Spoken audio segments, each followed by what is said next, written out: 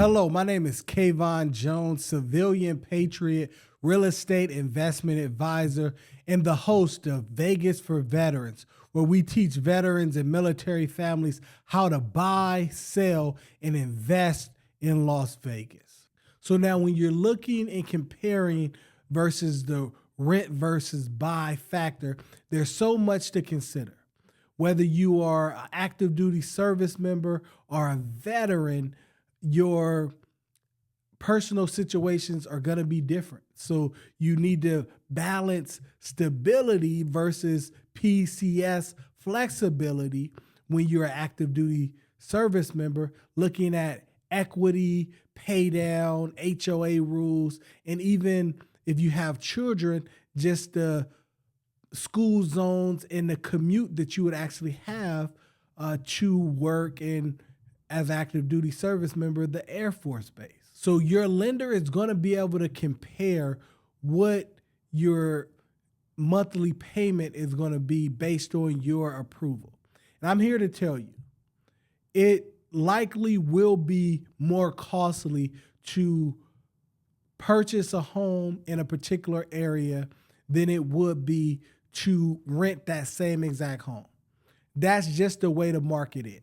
Not going to sugarcoat that for you. You can literally move into a rental property for, let's say, $2,200 a month versus that mortgage payment on that home with principal, interest, tax, and insurance may cost you $3,200 a month, which is $1,000 more than what it would take to rent that property. And that can sometimes seem disheartening. However, it is not a sprint, it is a marathon when you're talking about home ownership, building equity, and securing a space for your current or future family. Because the goal should be building that stability if you can. Now, if you cannot afford to purchase a home because that mortgage payment will be more than what a rent payment would be, you have two options. You could consider purchasing less home, or you could stay on the sidelines and just wait till you find a home that meets your criteria within your budgeted allotment.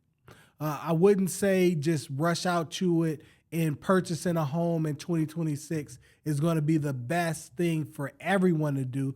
That may not be your particular set of circumstances. But what I can tell you is that if you have a family or looking to start a family and you want to set roots here in a particular area to live for yourself or just to have a future investment opportunity, then there's no time like the present to purchase a home. People give you so many stories about what home prices were way back when. Well, when we analyze things later, 2026 is going to be way back when we're talking about 2035, 2045. So I don't want you looking back 10 or 20 years from now saying, man, I wish I would have purchased a home in 2026. Because if you have that opportunity available for you and you could reasonably afford it, I definitely recommend you to do that. But know and understand that it is a long-term decision.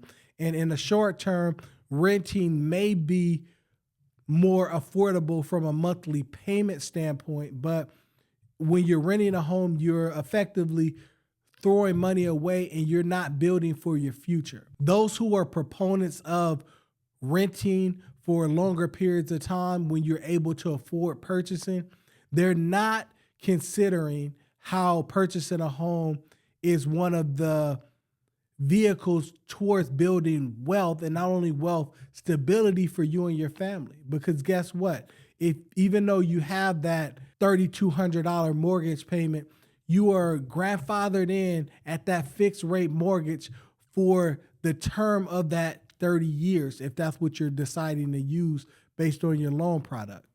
So you never have to worry about those increases. So you could rent out a home right now for $2,000 a month, but progressively over the years, that rent payment is going to cost more and more. So you want to make sure that you're considering that and you're really looking at the long-term sustainability of things when you are purchasing a home. When we're talking about the process and timeline of purchasing a home, the first thing that you want to always do is you want to make sure that you get pre-approved for the property before doing anything else.